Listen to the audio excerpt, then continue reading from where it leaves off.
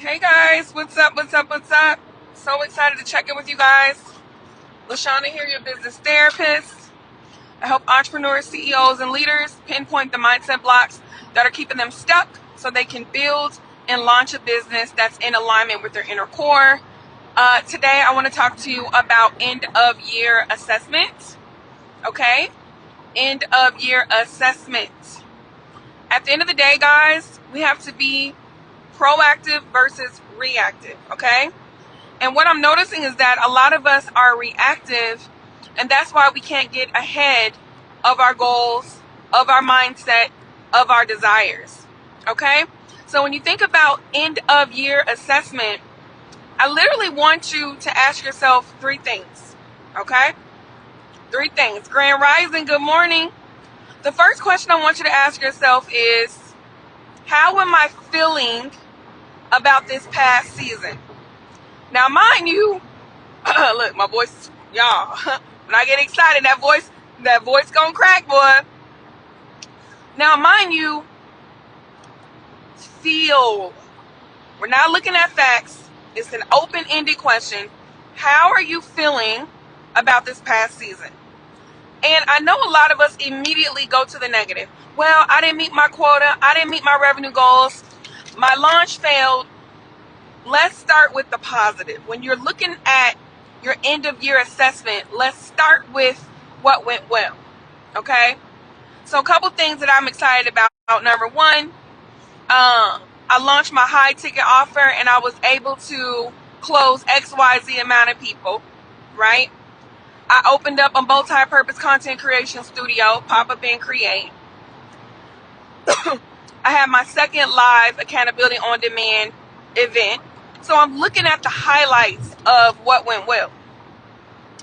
And then the second question is, now let's look at the facts. I want you to dig up your data, okay? That means look at all of the offers that you had, all of the sales that you made, all of the clients that you were able to impact, and I want you to dissect that information. I did this last night, and man, let me tell you something. Numbers don't lie. Black and white don't lie. Feelings versus facts is very, very important.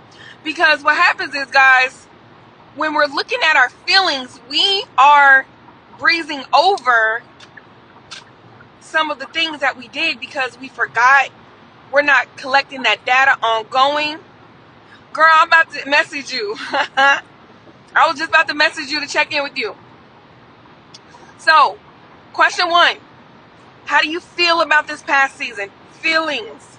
Question two, what are the facts about this past season?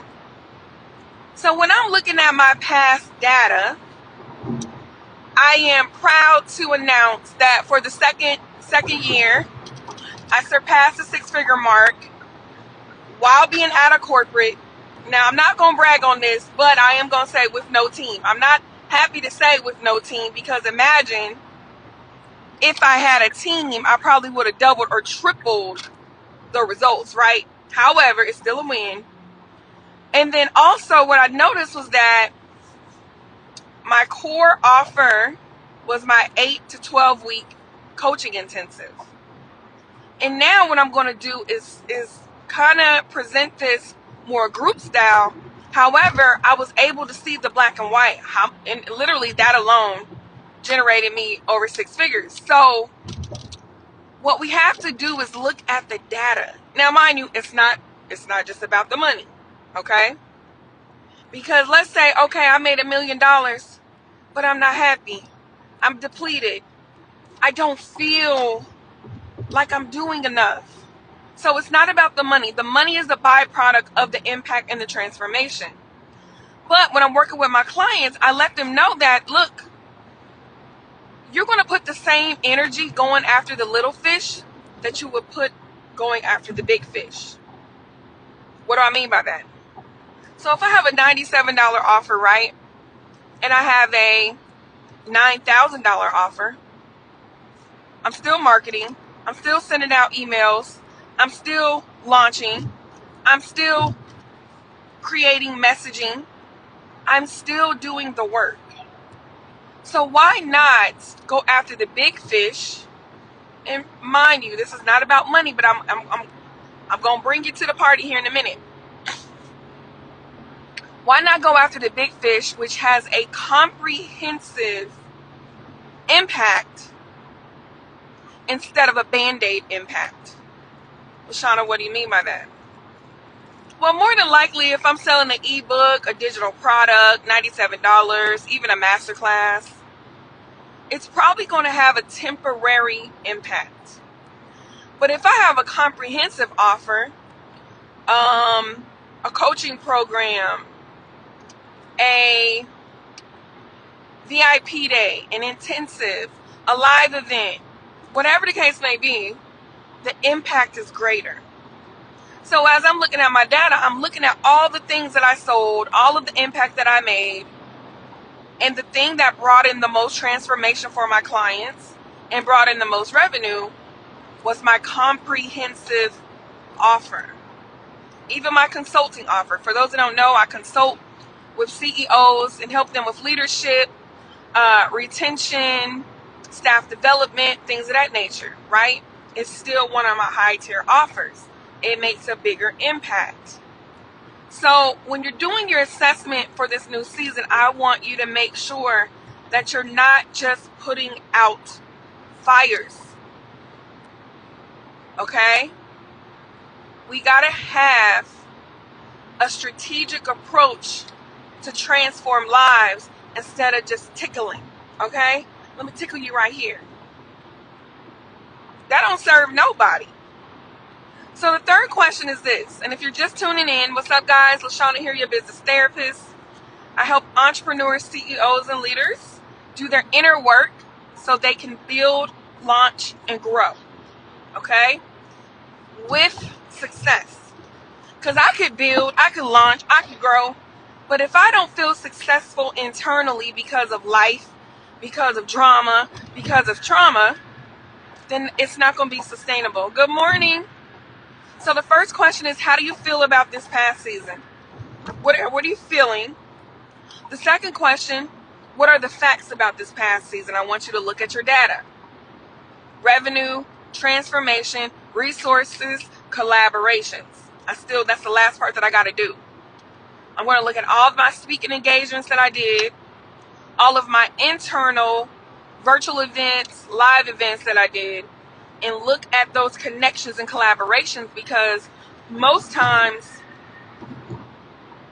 your reach is indicative of you collaborating. If you collaborate with very, very, very little people, your reach is minimum. If you collaborate with different opportunities, different audiences, different partners, your reach grows, okay? Good morning. And so the third question that I want to ask you, when you look at your data, when you look at your feelings, when you look at the facts of this last season, what changes do you need to make? Okay? What are you modifying? What are you removing? What are you adding? And why?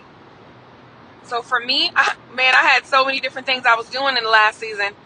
Now I'm going to be focusing on 3. My low tier, middle tier, high tier. If the opportunity is not in alignment with my low tier offer, middle tier, high tier, it's a no. You have to focus in order to increase your goal. Or shall I say goal attainment.